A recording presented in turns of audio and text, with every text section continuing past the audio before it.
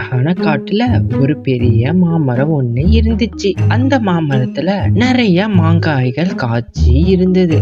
அதுல ஒரே ஒரு மாங்காய் மட்டும் பழுத்து இருந்துச்சு. அதனால அந்த மரத்துல இருந்து ரொம்ப அருமையான மனம் வந்துச்சு. மத்த மாங்காய்களை விட வித்தியாசமா இருக்கிறதுனால அந்த மாம்பழம் கர்வம் அதிகமாவே இருந்துச்சு. ஆஹா, என்னோட நிறம் தங்கம் போல ஜொலிக்குது. அது மட்டும் இல்ல, என்கிட்டேந்து அருமையான நிறைய மனம் கூட வீசுது. ஏய் பச்சை மாங்காயே, என்னை பார்த்தாயா? நான் எவ்வளவு அழகாகவும் எவ்வளவு நறுமணமாகவும் இருக்கிறேன்னு.